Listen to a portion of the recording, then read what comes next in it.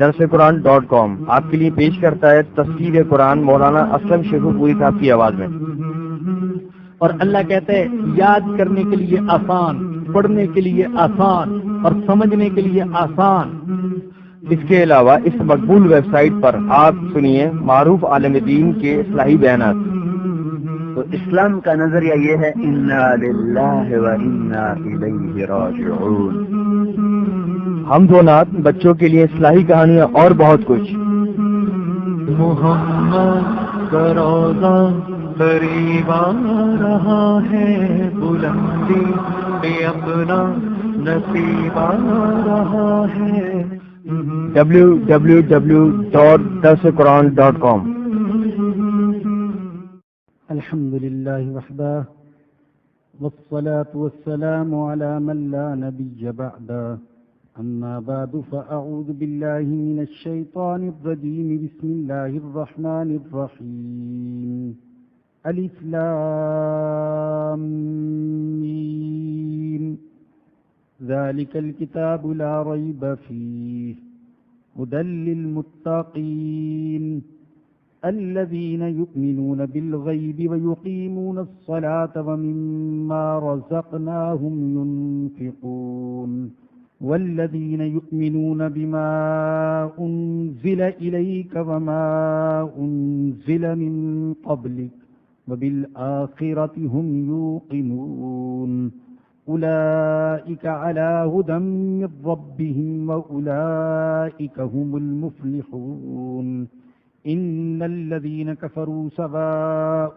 عليهم أأنذرتهم أم لم تنذرهم لا يؤمنون، ختم الله على قلوبهم وعلى سمعهم وعلى أبصارهم غشاوة ولهم عذاب عظيم۔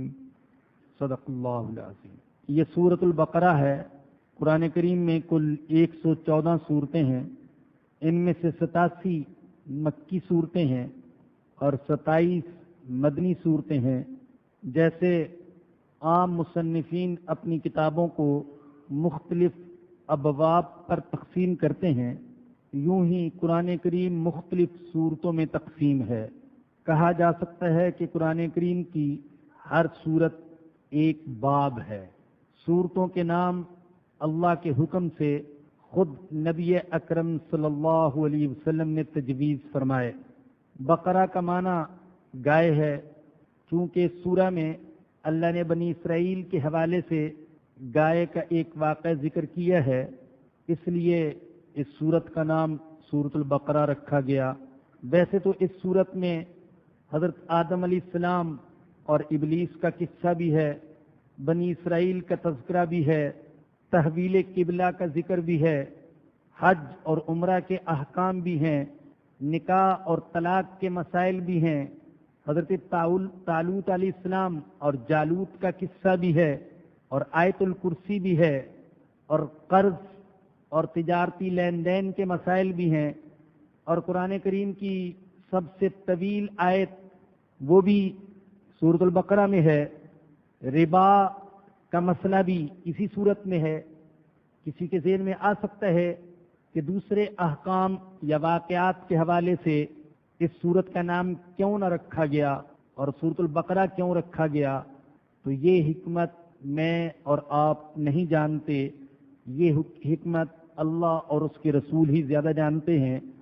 ویسے کہا جاتا ہے کہ بنی اسرائیل کے اندر مصریوں کے ساتھ رہنے کی وجہ سے آج کل کے ہندوؤں کی طرح گائے کی پرستش کا عقیدہ آ گیا تھا، اور اس عقیدے کی تردید کے لیے ان کو گائے کے ذبح کرنے کا حکم بھی دیا گیا، اور پھر اسی واقعے کو نمایاں کرنے کے لیے اس سورت کا نام سورۃ البقرہ رکھ دیا گیا۔ قرآن کریم کی 114 صورتوں کو 5 قسموں میں تقسیم کیا گیا ہے۔ نمبر 1، سبع طوال، 7 لمبی صورتیں، یہ سورۃ البقرہ سے لے کر سورۃ البراءۃ تک ہیں۔ نمبر 2، مئین، جن میں 100 یا 100 سے زیادہ آیتیں ہیں۔ یہ سورہ یونس سے سورہ فاطر تک ہیں۔ نمبر 3 مثانی، یہ سورہ یاسین سے سورہ قاف تک ہیں۔ نمبر 4 اوساط مفصل، یہ سورہ زاریات سے سورہ بینہ تک ہیں۔ اور نمبر 5 قصار مفصل، یہ سورہ زلزال سے سورہ ناس تک ہیں۔ مکی صورتوں میں زیادہ تر عقائد کا بیان ہے، اللہ کی ذات پر ایمان، صفات پر ایمان، نبوت پر ایمان، آخرت پر ایمان، اس پر زیادہ زور ہے۔ احکام اور مسائل مکی صورتوں میں بہت کم ہیں۔ مکی صورتوں کے مقابلے میں مدنی صورتوں میں عقائد بھی ہیں، لیکن اس کے ساتھ ساتھ عبادات بھی ہیں، مسائل بھی ہیں، احکام بھی ہیں۔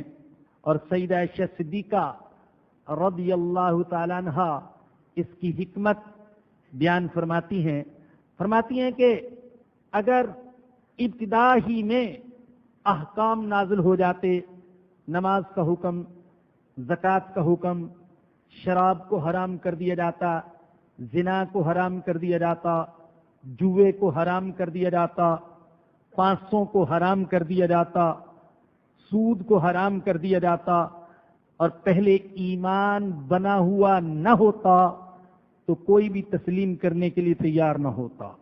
پہلے عقیدہ بنایا گیا، ایمان بنایا گیا، دل میں اللہ کی صفات کا یقین پیدا کیا گیا۔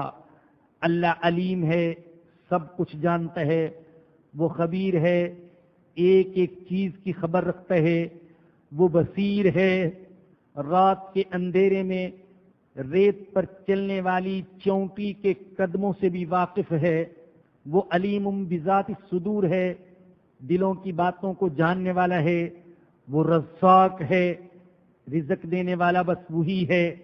ان صفات کا یقین دل میں پیدا کیا گیا۔ قیامت آ کر رہے گی، زندگی یہی نہیں، موت زندگی کا اختتام نہیں، ہمیشہ کی زندگی کی ابتدا ہے۔ دنیا کے ایک ایک عمل کے بارے میں قیامت کے دن سوال ہوگا، میزان قائم ہوگی، نیکیاں بھی تولی جائیں گی، برائیاں بھی تولی جائیں گی۔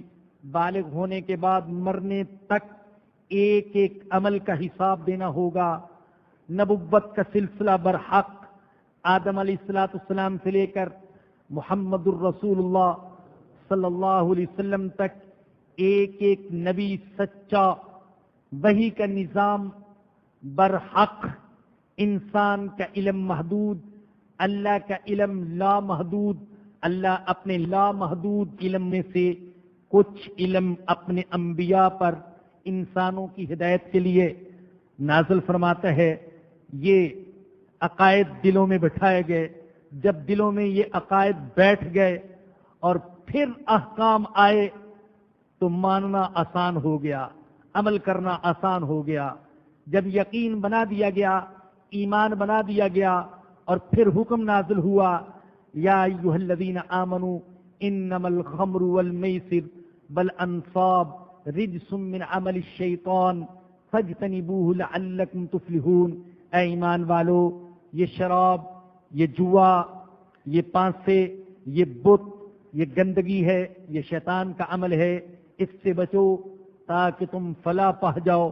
ادھر حکم نازل ہوا، ادھر مدینہ کی گلیوں میں شراب کے مٹکے توڑ دیے گئے اور پانی کی طرح مدینہ کی گلیوں میں شراب بہنے لگی۔ تو ماننا آسان ہو گیا، عمل کرنا آسان ہو گیا۔ ہم نے جب درس کا آغاز کیا اس وقت ہمارے ذہن میں کوئی ترتیب نہیں تھی۔ میرا ایک خیال یہ بھی تھا کہ یہاں جو ساتھی درس قرآن کا آغاز کروانا چاہتے ہیں، چند دن کا جوش ہے، ہو سکتا ہے کہ ٹھنڈے ہو جائیں، تو میں نے پہلے سورہ کہف کا درس لیا، پھر سورہ حجرات کا درس لیا، پھر اما پارا شروع کر دیا، اور وہ بھی آخر سے۔ اس وقت یہ حکمت ذہن میں نہیں تھی، لیکن واقعتاً جب 5 پارے یہ درس دیے تو دل نے گواہی دی کہ یہ اللہ پاک نے ہی اس طریقے سے کروا دیا۔ پہلے دلوں میں ایمان بیٹھنا، ایمانی عقیدہ بیٹھنا یہ ضروری ہے۔ اللہ کی ذات پر ایمان، صفات پر ایمان، نبوت پر ایمان، وحی کے نظام پر ایمان، آخرت پر ایمان، قیامت پر ایمان. اگر سچا ایمان دل میں ہو تو اللہ کی قسم عمل کرنا بڑا آسان ہو جاتا ہے. اگر سچا ایمان دل میں ہو، اللہ کے جاننے کا ایمان، اللہ کے علم کا ایمان، اللہ کی خبر کا ایمان، اللہ کے سماع کا ایمان، اللہ کی بصر کا ایمان، تو پھر گناہوں سے بچنا بڑا آسان ہو جاتا ہے. پھر ظلم کرنا مشکل ہو جاتا ہے، پھر جھوٹ بولنا مشکل ہو جاتا ہے، پھر حرام کھانا مشکل ہو جاتا ہے.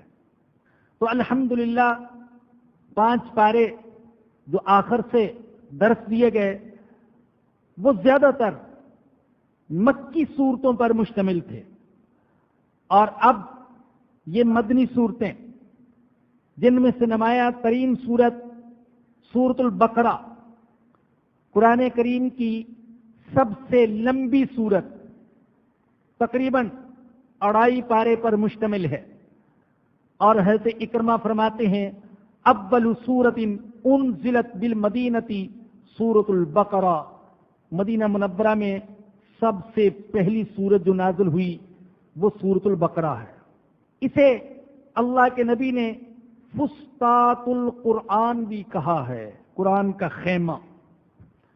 قرآن کے جتنے مضامین ہیں وہ سارے کے سارے سورۃ البقرہ میں موجود ہیں. اس میں عقائد بھی ہیں، احکام بھی ہیں، مواعظ بھی ہیں، قصص بھی ہیں، عبادات بھی ہیں، اور گمراہ فرقوں کا بھی ذکر ہے. تقریباً زندگی کے ہر شعبے سے تعلق رکھنے والے احکام اس صورت میں موجود ہیں، چاہے وہ معاشی شعبہ ہو یا معاشرتی شعبہ، تجارتی شعبہ ہو یا سیاسی شعبہ یا ازدواجی زندگی کا شعبہ. بڑے بڑے 40 احکام اس صورت میں اللہ پاک نے بیان فرمائے ہیں. اور ایک حدیث میں مسلم اور ترمذی میں روایت ہے کہ نبی اکرم صلی اللہ علیہ وسلم نے فرمایا لا تجعلوا بیوتکم مقابر، تم اپنے گھروں کو قبرستان نہ بناؤ، اپنے گھروں کو قبرستان نہ بناؤ. کیا مطلب ہے اس حدیث کا؟ میں ایک واضح سا حکم بیان کرتا ہوں. یاد رکھیے میرے بزرگوں اور دوستوں، میری بہنوں اور بیٹیوں، وہ گھر جس میں قرآن نہ پڑھا جائے، وہ گھر جس میں قرآن کی تلاوت کرنے والا کوئی نہ ہو، وہ گھر جس میں قرآن کا تذکرہ نہ ہو، وہ گھر جس میں قرآن کا درس نہ ہو، وہ گھر جس میں قرآن کی تفسیر نہ بیان کی جاتی ہو، وہ گھر جس میں قرآن کو سمجھنے سمجھانے کا جذبہ نہ ہو، وہ گھر ایک قبرستان ہے. مردوں کا گھر ہے، وہ زندوں کا گھر نہیں ہے. وما یستوی الاحیاء ولا الاموات، اور زندہ اور مردہ برابر نہیں ہو سکتے ہیں. فرمایا کہ لا تجعلوا بیوتکم مقابر، اپنے گھروں کو قبرستان نہ بناؤ. ان الشیطان ینفر من البیت الذی تقرأ فیہ سورۃ البقرہ، شیطان اس گھر سے بھاگ جاتا ہے جہاں سورۃ البقرہ پڑھی جاتی ہے. آپ پڑھیں گے نا انشاءاللہ سورۃ البقرہ، صرف الفاظ نہیں معانی کے ساتھ. اور عزم کر لیجئے انشاءاللہ اس گناہگار کی زبان سے اس کی حوصلہ افزائی کے لیے اور اسے اللہ کے ہاں قابل مغفرت بنانے کے لیے انشاءاللہ اس کی زبان سے آپ سورۃ البقرہ ضرور سنیں گے. عزم ہے نا بھی انشاءاللہ. تو نبی اکرم صلی اللہ علیہ وسلم نے سورۃ البقرہ کی یہ فضیلت بیان فرمائی. فرمایا کہ جس گھر میں سورۃ البقرہ پڑھی جاتی ہے وہاں سے شیطان بھاگ جاتا ہے. اور مسلم میں حضرت ابو امامہ باہلی رضی اللہ تعالیٰ عنہ سے روایت ہے، رسول اکرم صلی اللہ علیہ وسلم نے فرمایا اقرؤوا سورۃ البقرہ فإن أخذها برکہ وترکها حسرہ ولا یستطیعها البطل. فرمایا کہ سورۃ البقرہ پڑھا کرو، اس لیے کہ سورۃ البقرہ کو لینا، اس کو پڑھنا، اس کو سمجھنا، اس کو بیان کرنا یہ برکت کا باعث ہے، اور سورۃ البقرہ کو چھوڑنا یہ حسرت اور ندامت کا باعث ہے۔ اور فرمایا کہ اس صورت سے باطل پرست فائدہ اٹھانے کی طاقت اور توفیق نہیں رکھتے ہیں۔ ایک اور حدیث میں رسول اکرم صلی اللہ علیہ وسلم نے فرمایا ان لکل شیء صناما وان صنام القرآن سورۃ البقرہ۔ فرمایا کہ ہر چیز کی کوئی بلندی ہوتی ہے۔ ویسے تو صنام اونٹ کی کوہان کو کہتے ہیں، اور کوہان اونٹ کے جسم میں سے سب سے اونچا حصہ ہوتا ہے، اور صنام بلندی کے لیے بھی استعمال ہوتا ہے۔ فرمایا کہ ہر چیز کے لیے کوئی بلند حصہ ہوتا ہے، اور قرآن کریم کا بلند حصہ سورۃ البقرہ ہے۔ یہی وہ صورت ہے جس میں قرآن کریم کی سب سے افضل آیت الکرسی ہے۔ یہی وہ صورت ہے جس میں قرآن کریم کی سب سے طویل آیت المدائنہ ہے۔ اور میں یہ سمجھتا ہوں کہ اگر کوئی شخص سورۃ البقرہ کو سمجھ کر پڑھ لے تو انشاءاللہ وہ قرآن کے علوم سے محروم نہیں رہے گا۔ حضرت عمر بن خطاب رضی اللہ تعالی عنہ جیسا عظیم انسان، حضرت عمر کی عظمت کا اندازہ کرنے کے لیے بڑا صاف شفاف دل اور دماغ ضروری ہے، اور تاریخ کا مطالعہ ضروری ہے۔ اللہ کے نبی نے فرمایا تھا کہ اگر میرے بعد کوئی نبی ہوتا تو عمر ہوتے۔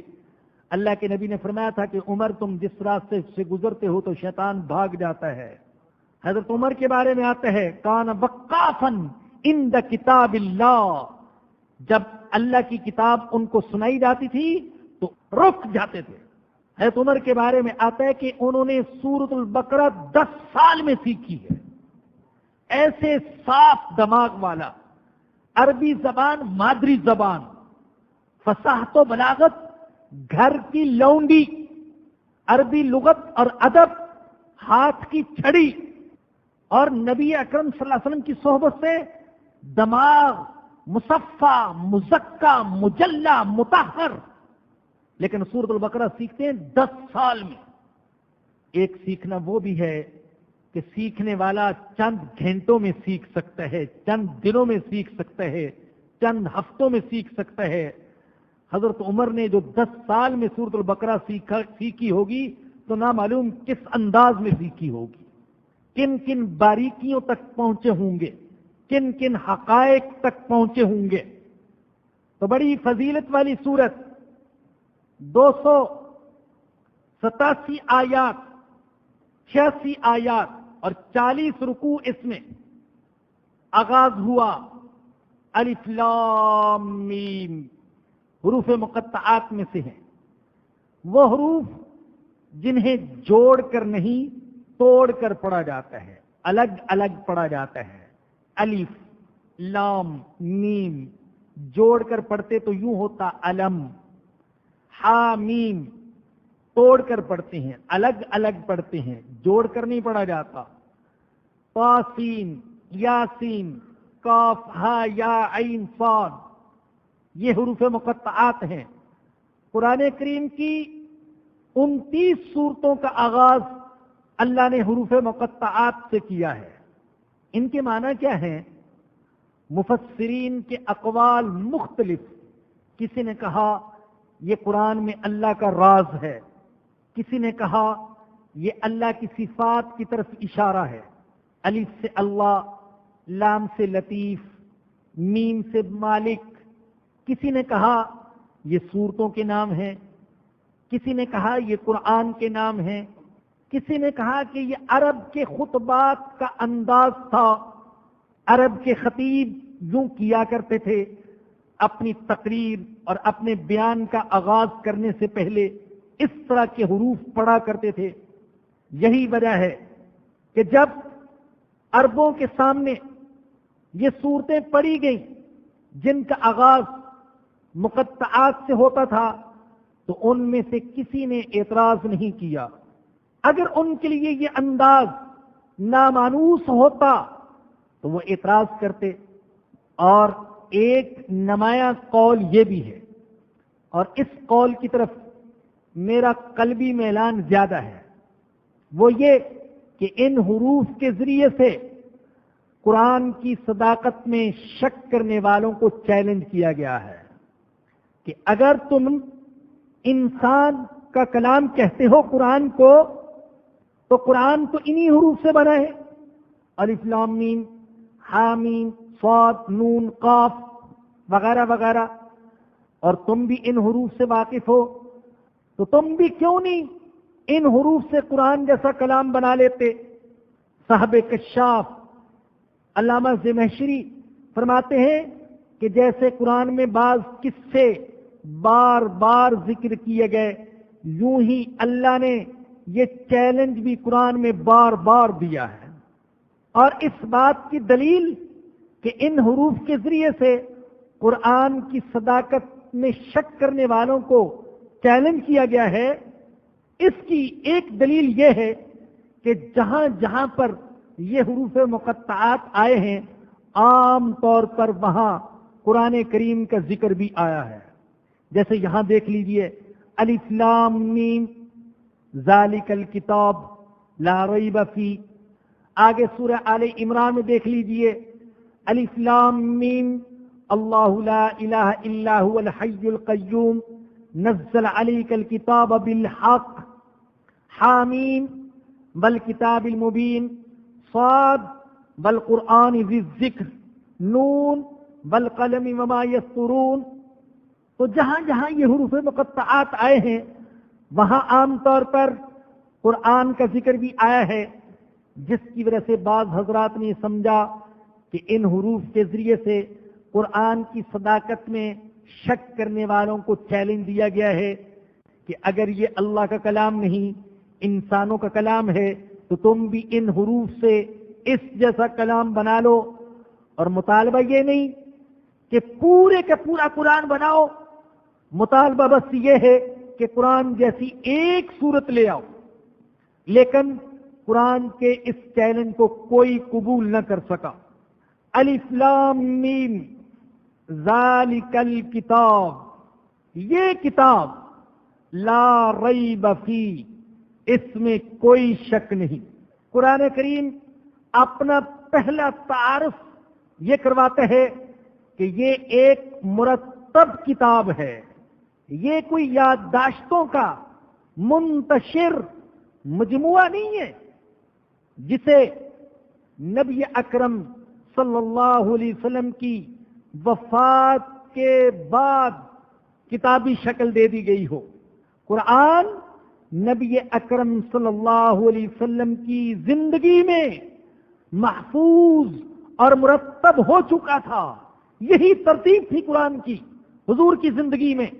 سورۃ الفاتحہ پہلے نمبر پر، سورۃ البقرہ دوسرے نمبر پر، آل عمران تیسرے نمبر پر، نساء چوتھے نمبر پر، مائدہ پانچویں نمبر پر، انعام چھٹے نمبر پر، یہی ترتیب تھی۔ حالانکہ یہ نزولی ترتیب نہیں ہے، قرآن اس ترتیب سے نازل نہیں ہوا، بلکہ بعض نسخوں میں آپ دیکھیں گے تو وہاں دو نمبر لکھے ہوتے ہیں، ایک موجودہ ترتیب کا نمبر اور ایک نازل ہونے کے اعتبار سے ترتیب کا نمبر۔ مثلا سورۃ البقرہ کے ساتھ لکھا ہوا ہے کہ موجودہ ترتیب کے اعتبار سے تو سورۃ البقرہ دوسرے نمبر پر ہے، لیکن نازل ہونے کے اعتبار سے اس کا نمبر 87 ہے۔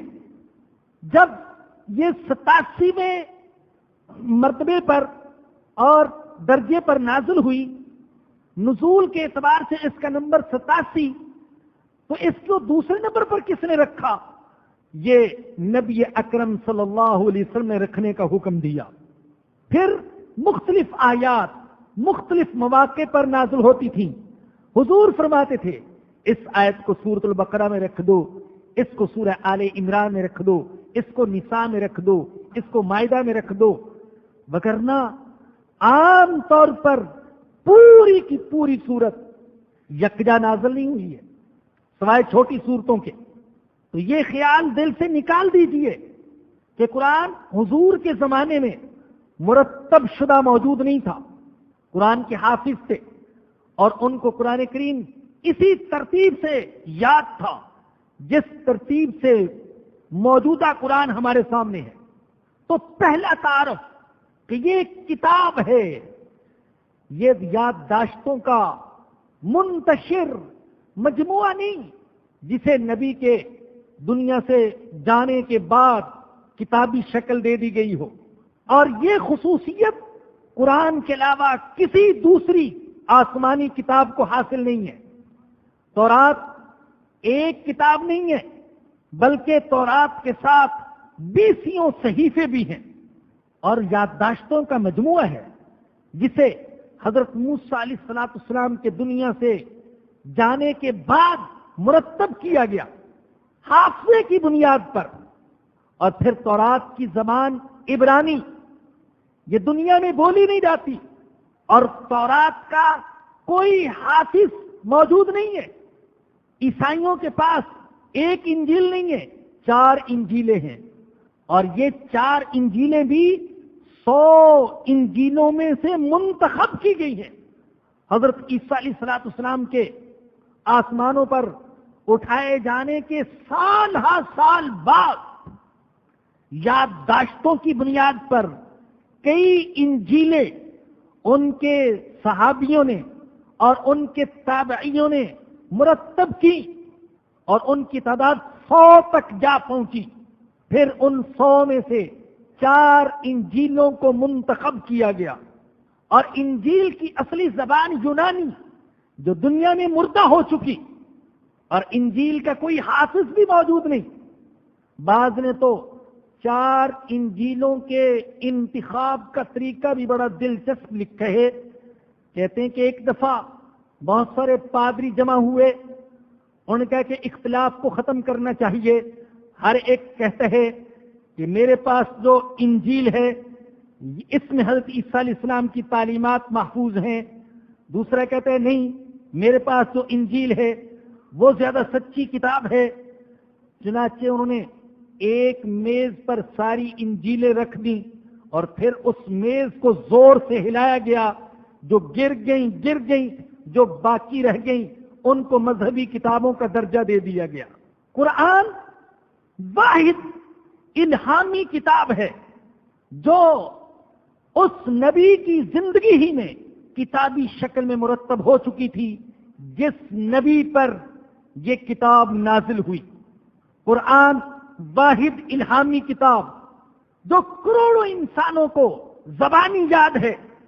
تورات والوں کو یقیناً تورات سے محبت ہے، انجیل والوں کو انجیل سے محبت، ہندوؤں کو اپنے ویدوں سے محبت اور تعصب کی حد تک محبت.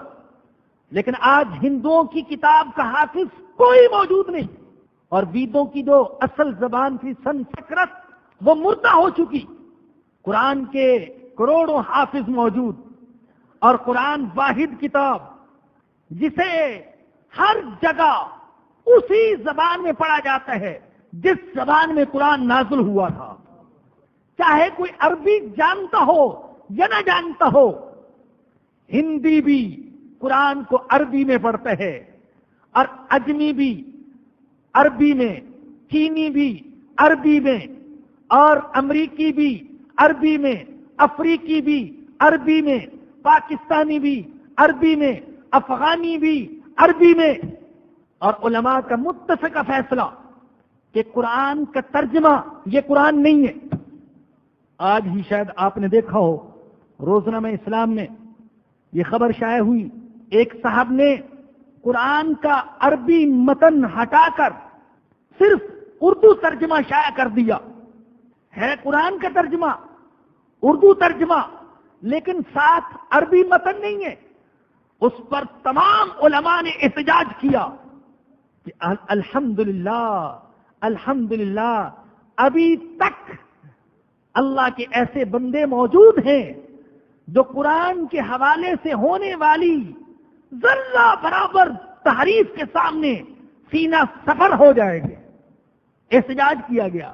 اردو ترجمہ ہے، انجیل کا ترجمہ نہ معلوم کتنی زبانوں میں، تورات کا ترجمہ، اور انہیں ان ترجموں کو تورات اور انجیل قرار دیا جاتا ہے کہ یہ تورات ہے، یہ انجیل ہے، لیکن مسلمان قرآن کے ترجمے کو قرآن ماننے کے لیے تیار نہیں، اور کوئی عالم اور کوئی مفتی قرآن کے متن کے بغیر قرآن کے ترجمے کو شائع کرنے کی اجازت نہیں دیتا۔ تو قرآن کو جہاں بھی پڑھا جاتا ہے عربی زبان میں، ایک چھوٹا بچہ جو عربی کے ایک لفظ کا معنی نہیں جانتا وہ بھی قرآن کو پڑھتا ہے تو عربی میں پڑھتا ہے۔ افریقہ کے ملک میں رہنے والا، جنگلات میں رہنے والا، دور دراز علاقے میں رہنے والا ایک حبشی جس کے لیے عربی کا ایک لفظ ادا کرنا بڑا مشکل ہے، وہ بھی مجبور ہے کہ اگر وہ تلاوت کرے گا قرآن کی تو عربی میں تلاوت کرے گا۔ اور یہ زندہ زبان، عربی زبان مردہ نہیں ہوئی، سریانی مردہ ہو چکی، عبرانی مردہ ہو چکی، سنسکرت مردہ ہو چکی، لیکن قرآن کی زبان مردہ زبان نہیں، زندہ زبان۔ یہ دنیا کی واحد کتاب ہے جس میں ایک جملہ بھی انسانی کلام کا نہیں ہے، ایک جملہ بھی۔ آپ احتیاط کی حد دیکھیے، یہ جو اشارات لکھے جاتے ہیں وہ بھی حاشیے میں لکھے جاتے ہیں، قرآن کے متن کے ساتھ قرآن کے انداز میں لکھنے کی اجازت نہیں ہے تاکہ کسی کو اشتباہ نہ ہو جائے کہ یہ بھی قرآن کا حصہ ہے۔ جبکہ تورات اور انجیل کو دیکھیں تو صفحے کے صفحے، باب کے باب انسانی کلام پر مشتمل۔ یاد رکھیے، قرآن محمد کا کلام نہیں ہے، اللہ کا کلام ہے صلی اللہ علیہ وسلم۔ جبکہ تورات اور انجیل کو دیکھیں تو بعض اوقات یوں معلوم ہوگا کہ یہ موسیٰ کا کلام ہے، یہ عیسیٰ علیہ السلام کا کلام ہے۔ قرآن واحد کتاب ہے جو نبی اکرم صلی اللہ علیہ وسلم سے لے کر آج تک متواتر منقول ہے۔ تورات اور انجیل تواتر کے ساتھ حضرت موسیٰ اور حضرت عیسیٰ علیہ السلام سے منقول نہیں ہے۔ قرآن واحد کتاب ہے جس کے بارے میں یہ دعویٰ کیا جا سکتا ہے کہ اس کا ایک ایک حرف اور ایک ایک لفظ اللہ کی طرف سے نازل کیا ہوا ہے، اور یہ دعویٰ کسی بھی الہامی کتاب کے حاملین نہیں کر سکتے۔ معاذ اللہ، میں انکار نہیں کرتا کہ تورات اللہ کی طرف سے نازل کی ہوئی کتاب، انجیل اللہ کی طرف سے نازل کی ہوئی کتاب، لیکن چونکہ وہ ایک مخصوص وقت کے لیے نازل ہوئی تھی اس لیے خود اللہ نے ان کی حفاظت کا وہ انتظام نہیں کیا جس حفاظت کا انتظام اللہ نے قرآن کے لیے کیا۔ قرآن اپنی حفاظت کے لیے نہ کاغذ کا محتاج، نہ قلم کا محتاج، نہ پریس کا محتاج۔ اللہ نے اس کی محبت دلوں میں ایسی ڈال دی کہ یہ اگر بالفرض کتابی شکل میں دنیا سے مٹا بھی دیا جائے تو بھی قرآن مٹ نہیں سکتا۔ ذالک الکتاب، یہ کتاب۔ اور میرے بزرگوں اور دوستوں، دنیا میں کتابیں تو کروڑوں ہیں لیکن الکتاب صرف ایک ہے اور وہ قرآن۔ علامہ زمخشری جو قرآن کے بہت بڑے مفسر ہیں، ان کے بعض عقائد سے تو اختلاف کیا جا سکتا ہے لیکن ان کی قرآن فہمی سے اختلاف نہیں کیا جا سکتا۔ عجیب انسان تھے، وہ کہتے ہیں کہ اللہ نے جو فرمایا ذالک الکتاب، یہ کتاب، تو گویا کہ یوں کہا گیا کہ قرآن کے مقابلے میں جو کتاب ہے وہ ہے ہی نہیں۔ جیسے کہا جاتا ہے کہ محمد کامل انسان ہے، حضور کے سامنے ہمارے جیسے کسی انسان کو لایا جائے تو لگتا ہے کہ یہ انسان ہے ہی نہیں۔ قرآن کے مقابلے میں جب کسی بھی کتاب کو لایا جاتا ہے تو یوں لگتا ہے کہ کتاب تو صرف قرآن ہے، باقی کوئی کتاب ہی نہیں ہے۔ یہ واحد کتاب ہے جو پتھر کے زمانے کے انسان کو بھی مطمئن کرتی تھی اور آج مشینوں کے زمانے کے انسان کو بھی مطمئن کرتی ہے۔ یہ واحد کتاب ہے جو بکریاں چرانے والے کے دل میں بھی یقین اور اطمینان پیدا کرتی تھی، اور ہوائی جہاز اور ٹینک اور ایٹم بم اور جدید اسلحہ بنانے والے اور سائنس کا علم رکھنے والے کو بھی مطمئن کر سکتی ہے، اس کے دل میں بھی یقین پیدا کر سکتی ہے۔ اور معذرت کے ساتھ عرض کروں گا، یہ ہمارا جرم ہے، جو اس کتاب کا حق تھا وہ ہم نے حق ادا نہیں کیا۔ ہم دوسروں کو کتاب کیا سمجھائیں گے، ہم تو خود کتاب نہیں سمجھتے۔ عبرت کے لیے بتا رہا ہوں، کیونکہ الحمدللہ انٹرنیٹ کے واسطے سے اس وقت یہ درس قرآن دنیا کے تقریباً 40 سے زیادہ ممالک میں سنا جا رہا ہے۔ بعض اوقات کہیں نہ کہیں سے کوئی فون بھی آ جاتا ہے۔ پچھلے دنوں چین سے ایک نوجوان نے فون کیا، رفیق نام کا نوجوان، اور یقین فرمائے کہ اس کی بات سن کر مجھے رونا آ گیا۔ اس نے کہا مولوی صاحب، میں انٹرنیٹ پر آپ کا درس قرآن سننا شروع کیا ہے، یہاں ایک خاتون ہے جس سے میں نے انگریزی زبان سیکھی اور اس نے مجھے انگریزی میں ماہر بنا دیا۔ اب اس خاتون نے مجھ سے کہا کہ تم مجھے ایمان سکھاؤ، میں نے تمہیں انگریزی زبان سکھائی ہے، تم مجھے ایمان سکھاؤ، ایمان بتاؤ، ایمان کیا ہے؟ اور کہنے لگا مولوی صاحب میں تو خود نہیں جانتا کہ ایمان کیا ہے۔ میرا دل دکھ گیا، یا اللہ جو کچھ ان کے پاس ہے وہ ہمیں دے رہے ہیں، اور جو ہمارے پاس ہے ہم ان کو نہیں دے رہے، ہمارے اندر صلاحیت ہی نہیں ہم ان کو دے سکیں۔ اتنا بڑا خزانہ، ہدایت کا خزانہ، نور کا خزانہ، ایمان کا خزانہ، یقین کا خزانہ، علم کا خزانہ ہمارے پاس، لیکن ہمارے اندر صلاحیت نہیں کہ ہم ان کو دے سکیں۔ ہم نے حق ادا نہیں کیا۔ ہمیں تقریریں بھی وہ پسند ہیں جن میں قصے ہوں، من گرد قصے، لطیفے، گٹھیا قسم کے اشعار، ایک دوسرے پر تنقید، تردید، کفر کے فتوے۔ میں نے فرقہ واریت کے لیے جوش و خروش دکھاتے ہوئے تو بہت سے خطیبوں کو دیکھا ہے، لیکن ایمان کے لیے، قرآن کے لیے جوش و خروش دکھانے والے بہت کم دیکھے۔ ذالک الکتاب، یہ کتاب ہے، ارے یہی کتاب ہے اور کوئی کتاب نہیں۔ یا کتاب ہے قرآن، یا کتاب ہے وہ جو ہمیں قرآن کے قریب کر دے، جو ہمیں قرآن کی رموز سمجھائے، قرآن کی حقیقتیں سمجھائے، وہ کتاب ہے، باقی کوئی کتاب نہیں۔ اور آج ہمارا عمل بتلاتا ہے کہ کتابیں ساری ہیں، بس قرآن نہیں ہے۔ ساری کتابوں کے لیے وقت، قرآن کے لیے وقت نہیں۔ ذالک الکتاب، پہلا تعارف، یہ کتاب ہے، بلکہ یہی کامل کتاب ہے، بلکہ یہی کتاب ہے اور کوئی کتاب نہیں۔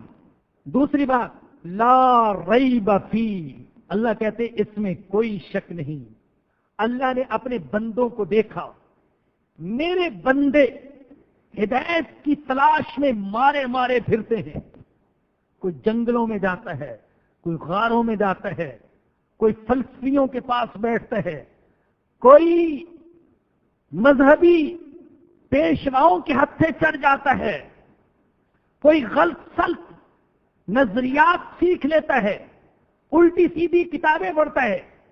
اللہ کہتے میرے بندے ان فلسفیوں سے اور ان مذہبی رہنماؤں سے جن کا کتاب سے تعلق نہیں، اور ان جھوٹے اور غلط سلط نظریات سے تجھے یقین کبھی حاصل نہیں ہوگا۔ جو کچھ ہے مشکوک ہے، یقین ہے تو صرف قرآن میں ہے، اس میں کوئی شک نہیں۔ آپ فلسفیوں کی تاریخ اٹھا کر دیکھیں، دانشوروں کی تاریخ اٹھا کر دیکھیں، انقلابیوں کی تاریخ اٹھا کر دیکھیں، انہوں نے انسانوں کے سامنے بڑے دعوے سے اپنے نظریات پیش کیے، لیکن کچھ ہی عرصہ گزرا تھا کہ ان کے نظریات کے خلاف کتابیں لکھی گئیں اور بتایا گیا کہ جو نظریہ فلاں نے پیش کیا تھا وہ تو جھوٹ کا پلندہ تھا۔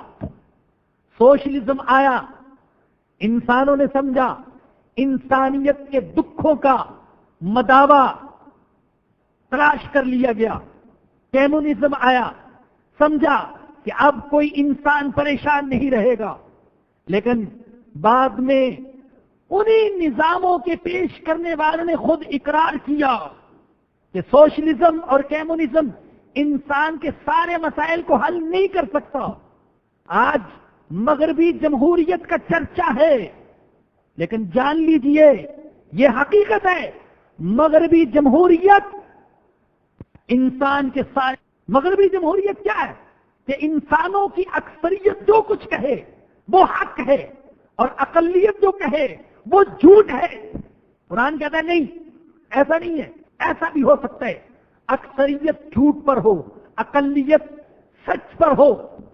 مکہ المکرمہ کی وادی میں لا الہ الا اللہ کہنے والے ابو جہل حق پر تھا، اور معاذ اللہ میرے آقا باطل پر تھے؟ نہیں، آپ اس وقت بھی حق پر تھے۔ مغربی جمہوریت یا کوئی دوسرا فلسفہ انسان کے سارے مسائل کو حل نہیں کر سکتا، اس کی دل کی دنیا کو آباد نہیں کر سکتا، اس کی معاشی ضروریات پوری نہیں کر سکتا، اس کے گھر کو آباد نہیں کر سکتا۔ سارے مسائل کو حل کرنے والی کتاب قرآن، یقین دلانے والی کتاب، یقین عطا کرنے والی کتاب قرآن۔ اور قرآن آج نازل نہیں ہوا، قرآن کو تو 1400 سال ہو گئے۔ قرآن انسانوں کے سامنے پڑھا جا رہا ہے، سمجھایا جا رہا ہے، سمجھا جا رہا ہے، اور قرآن کے مضامین مختلف، اس میں عقائد بھی، اس میں عبادات بھی، اس میں معاملات بھی، اس میں معاشیات بھی، اس میں سیاسی اصول بھی، اس میں آخرت کا ذکر بھی، اس میں سائنسی باتیں بھی، اس میں طبی باتیں بھی۔ لیکن آج تک اتنی صدیاں گزرنے کے باوجود قرآن کی کسی بات کو، کسی اصول کو جھوٹا ثابت نہیں کیا جا سکا، اور انشاءاللہ ثابت نہیں کیا جا سکے گا۔ اللہ کہتے ہیں لا ریب فیہ، اس میں کوئی شک نہیں۔ اگر کسی کو قرآن میں شک ہوتا ہے تو یہ قرآن کا قصور نہیں، اس کی نظر کا قصور ہے۔ سورج چمک رہا ہو اور اندھے کو دکھائی نہ دے، سورج کا قصور نہیں، اس کی بینائی کا قصور ہے۔ چمگادڑ کو دن میں آنکھیں ہوتے ہوئے بھی سورج دکھائی نہیں دیتا، تو کیا سورج کا قصور ہے؟ نہیں، اس کی اپنی نظر کا قصور ہے۔ لا ریب فیہ۔ تیسری بات، ھدی للمتقین، یہ قرآن ہدایت ہے متقین کے لیے۔ قرآن نہ تو تاریخ کی کتاب ہے، نہ سائنس کی کتاب، نہ ریاضی کی کتاب، نہ فلسفے کی کتاب، نہ یہ افسانہ، نہ یہ ادب، یہ کتاب ہدایت ہے۔ یوں تو میں نے عرض کیا کہ قرآن کریم میں مضامین متنوع ہیں، مختلف ہیں، لیکن قرآن جو کچھ ذکر کرتا ہے وہ ہدایت کے لیے ذکر کرتا ہے۔ قرآن کا اصل مقصد ہدایت ہے۔ شہر رمضان الذی انزل فیہ القرآن ھدی للناس ذالک الکتاب لا ریب فیہ ھدی للمتقین۔ یہ ہدایت ہے کن کے لیے؟ متقین کے لیے۔ اللہ نے دوسری جگہ تو کہا کہ قرآن سارے انسانوں کے لیے ہدایت، اور یہاں اللہ فرما رہے کہ قرآن متقین کے لیے ہدایت۔ جان لیجئے ہدایت کے 3 درجے ہیں۔ ہدایت کا پہلا درجہ سارے انسانوں بلکہ حیوانوں کو بھی حاصل ہے۔ ہدایت کا دوسرا درجہ صرف ایمان والوں کو حاصل، اور ہدایت کا تیسرا درجہ وہ اللہ کے مقربین کو حاصل ہے۔ ھدی للمتقین، متقین کے لیے ہدایت۔ اللہ متقین کون ہیں؟ اللہ نے متقین کی 5 صفات یہاں پر بیان کی ہیں۔ فرمایا کہ الذین یؤمنون بالغیب، وہ جو ایمان رکھتے ہیں غیب پر۔ ایمان کیا چیز ہے؟ کسی کے اعتماد پر یقینی طور سے کسی بات کو مان لینا یہ ایمان ہے. کسی کے اعتماد پر یقینی طور پر کسی بات کو مان لینا یہ ایمان ہے. ہم نے اپنے آقا حضرت محمد الرسول اللہ صلی اللہ علیہ وسلم کے اعتماد پر بہت سی حقیقتوں کو مانا. قرآن نے بیان کیا اور ہم نے مانا, اللہ نے بیان کیا اور ہم نے مانا. یہ ایمان ہے. اور یاد رکھیے کہ ایمان بالغیب یہ ایمان کی روح ہے. غیب پر ایمان, سامنے نظر آنے والی حقیقت کو تو ہر کوئی مان لیتا ہے. ایک مسلمان ان حقیقتوں کو بھی مانتا ہے جو نہ کانوں سے سنائی دیتی ہیں, نہ آنکھوں سے دکھائی دیتی ہیں, نہ ان کو ہاتھوں سے چھوا جا سکتا ہے, نہ ناک سے سونگا جا سکتا ہے, نہ زبان سے چکھا جا سکتا ہے. محسوسات کی حد سے ماورا حقیقتیں ایک مسلمان ان کو مانتا ہے. ایمان بالغیب, غیب وہ ساری چیزیں جو نظر سے بھی پوشیدہ اور جو حواس سے بھی پوشیدہ. ہم اللہ کو مانتے ہیں اور اللہ غیب ہے. ہم اللہ کو دیکھتے نہیں. ہم فرشتوں کو مانتے ہیں, فرشتے غیب ہیں. جنت دوزخ کو مانتے ہیں, یہ غیب ہیں. قبر, حشر, نشر کا نظام مانتے ہیں اور یہ غیب ہے. پل صراط, میزان اس کو مانتے ہیں اور یہ غیب ہے. غیب کے معنی کو اگر آپ مزید وسیع کریں تو میں عرض کروں گا کہ ایک مسلمان کفر کے نقصان کو مانتا ہے, شرک کے نقصان کو مانتا ہے, گناہوں کے نقصان کو مانتا ہے, جھوٹ کے نقصان کو مانتا ہے, نماز چھوڑنے کے نقصان کو مانتا ہے, بے حیائی کے نقصان کو مانتا ہے, بدکاری کے نقصان کو مانتا ہے, حالانکہ یہ تو غیب ہے. اسی طریقے سے ایک مسلمان نماز کے فائدوں کو مانتا ہے, حج کے فائدے کو مانتا ہے, زکات کے فائدے کو مانتا ہے, اللہ اللہ جو کرتا ہے اس کے فائدے کو مانتا ہے, حالانکہ یہ تو غیب ہے. ہم غیب پر ایمان رکھتے ہیں. اللہ کے نبی فرماتے ہیں تم سبحان اللہ کہتے ہو تو جنت میں تمہارے لیے درخت لگ جاتا ہے. بات سمجھ میں نہیں آتی, کیسے میں نے سبحان اللہ کہا جنت میں درخت لگ گیا؟ یہ غیب ہے, میں مانتا ہوں. کیوں؟ اس لیے کہ اللہ کے سچے نبی نے فرمایا.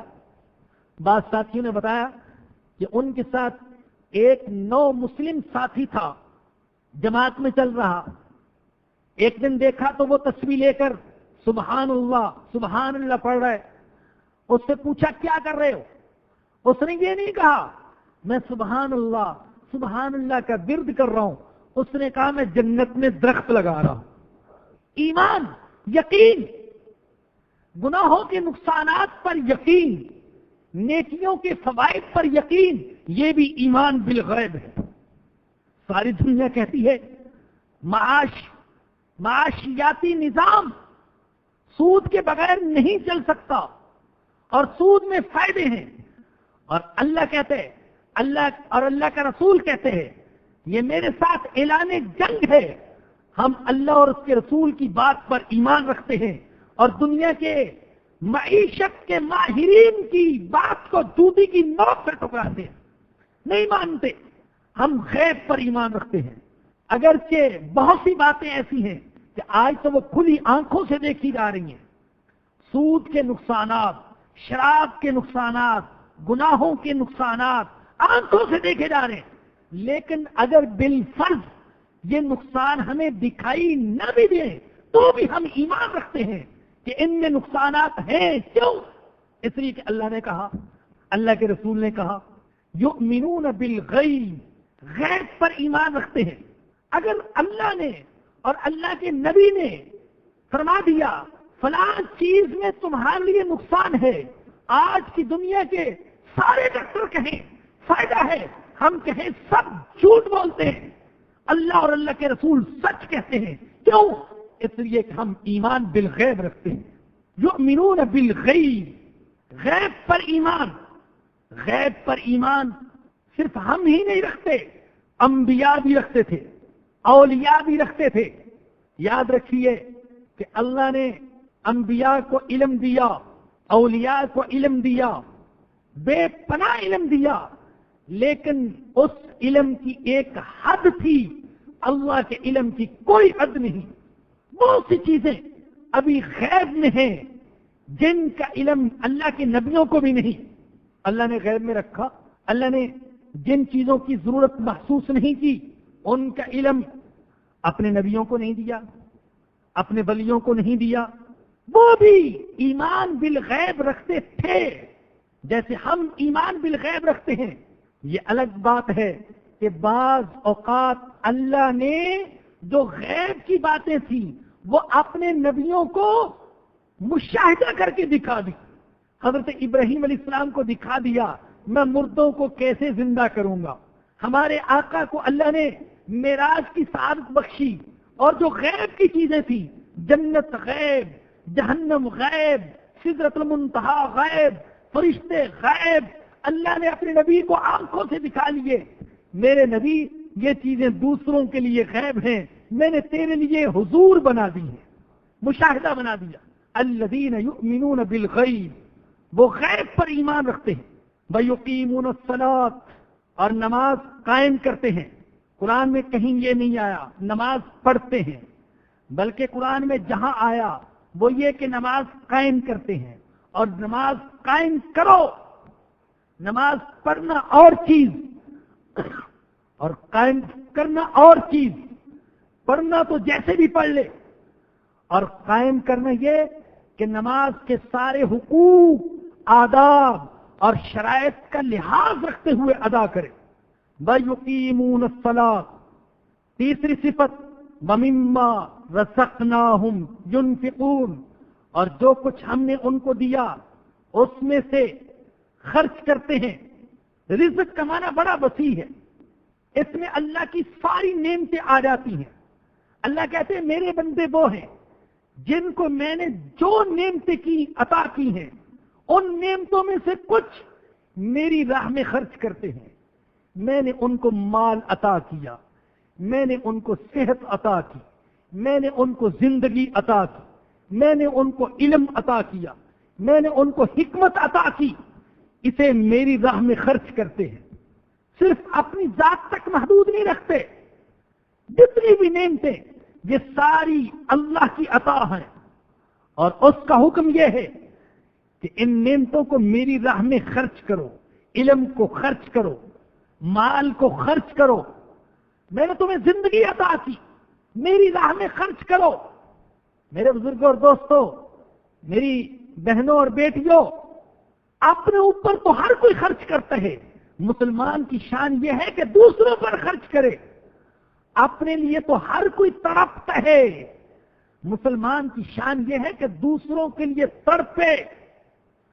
حق نے کر ڈالی ہے دوہری خدمتیں تیرے سپرد، خود تڑپنا ہی نہیں اوروں کو تڑپانا بھی ہے۔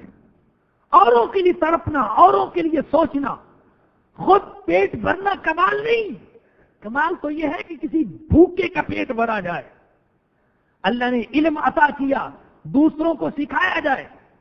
اور اللہ نے قرآن کریم میں اکثر نماز اور اپنی راہ میں خرچ کرنے کا ذکر اکٹھے کیا ہے۔ وَأَقِيمُوا الصَّلَاةَ وَآتُوا الزَّكَاةَ، يُقِيمُونَ الصَّلَاةَ وَيُؤْتُونَ الزَّكَاةَ، بتا دیا جسم کو بھی اللہ کی عبادت میں لگانا ضروری، مال کو اور اللہ کی عطا کی ہوئی نعمتوں کو بھی اس کی مرضی میں لگانا ضروری۔ اللہ مجھے اور آپ سب کو اس کی توفیق عطا فرمائے۔ وآخر دعوانا ان الحمد للہ رب العالمین۔ درخواست یہ کسی خاتون نے فرمایا کہ ایک اعلان خواتین کے لیے کر دیجئے کہ وہ اپنے ساتھ ایک عدد تھیلی جوتے چپل رکھنے کے لیے اپنے ہمراہ لے کر آئیں تاکہ درس ختم ہونے کے بعد پریشانی نہ ہو۔ دوسری بات یہ کہ وہ اپنے سامان کی حفاظت بھی کریں، کچھ سامان خواتین چھوڑ کر چلی جاتی ہیں اور وہ سامان یہاں رکھا ہوا ہے، جن کا ہو وہ اپنا سامان وصول فرما لیں۔ اس کے علاوہ سورہ فاتحہ کا درس جو پچھلی دفعہ ہوا تھا تو اس کے بارے میں درخواست کی گئی تھی کہ اس درس کو زیادہ سے زیادہ عام کرنے کی کوشش فرمائیں، تو آج الحمدللہ اس کی کیسٹ آ چکی ہے. سورہ فاتحہ کے درس کو جہاں تک آپ پہنچا سکتے ہیں پہنچانے کی کوشش فرمائیے. الحمدللہ رب العالمین والصلاة والسلام علی سید الانبیاء والمرسلین. ربنا ظلمنا انفسنا وان لم تغفر لنا وترحمنا لنكونن من الخاسرین. اے اللہ ہم بہت گناہگار ہیں، ہمارے گناہوں کو معاف فرما دے. اے اللہ ہم ناقص اور کمزور ہیں، تو اپنے دین کی خدمت کے لیے قبول فرما لے. اللہ قبول فرما لے. اللہ ہمیں بولنے کا ڈھنگ نہیں آتا، اللہ بولنے کا سلیقہ عطا فرما دے. اللہ ہمارا سینہ کھول دے. اللہ زبان کی گرہ دور فرما دے. اللہ وہ دماغ عطا فرما جو تیری کتاب سمجھنے کے لیے ضروری ہے. اللہ تیری کتاب مقدس کے فہم میں، تفہیم میں، درس میں، تدریس میں ہم سے جو کوتاہیاں ہوئیں اللہ ہمارے جرم کو معاف فرما. اللہ تیری کتاب مقدس کو دنیا کے کونے کونے تک پہنچانے کی توفیق عطا فرما. اللہ ہم تیری ذات سے حسن ظن رکھتے ہیں.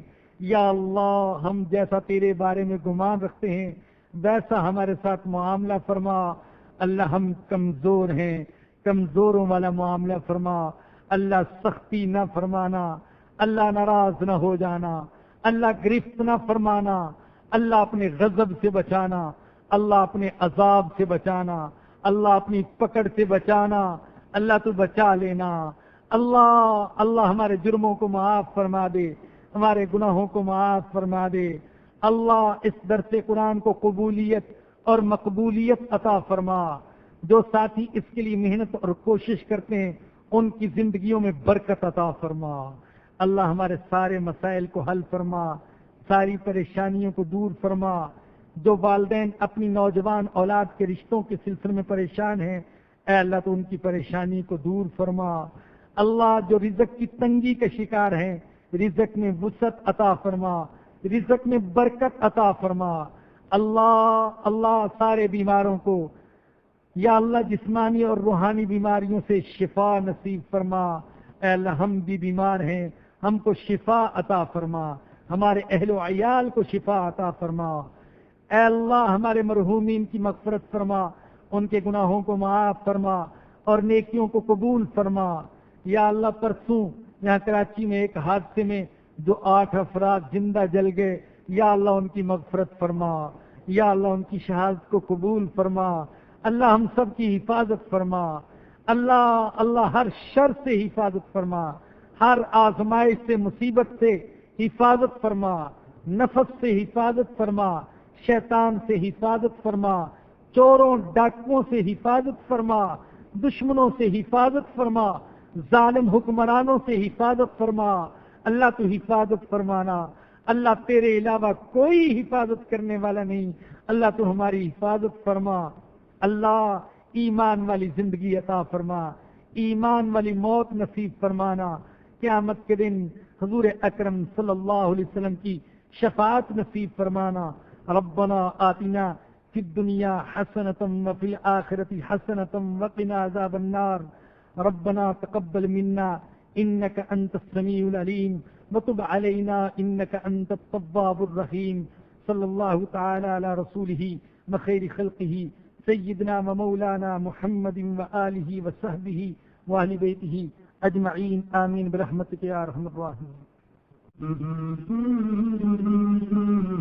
درسقرآن.com آپ کے لیے پیش کرتا ہے تفسیر قرآن مولانا اسلم شیخو پوری صاحب کی آواز میں. اور اللہ کہتے ہیں یاد کرنے کے لیے آسان، پڑھنے کے لیے آسان اور سمجھنے کے لیے آسان. اس کے علاوہ اس مقبول ویب سائٹ پر آپ سنیے معروف عالم دین کے اصلاحی بیانات. تو اسلام کا نظریہ یہ ہے انا للہ و انا الیہ راجعون. حمد و نعت، بچوں کے لیے اصلاحی کہانیاں اور بہت کچھ. محمد سروزہ غریب آ رہا ہے، بلندی اپنا نصیب آ رہا ہے. www.darsequran.com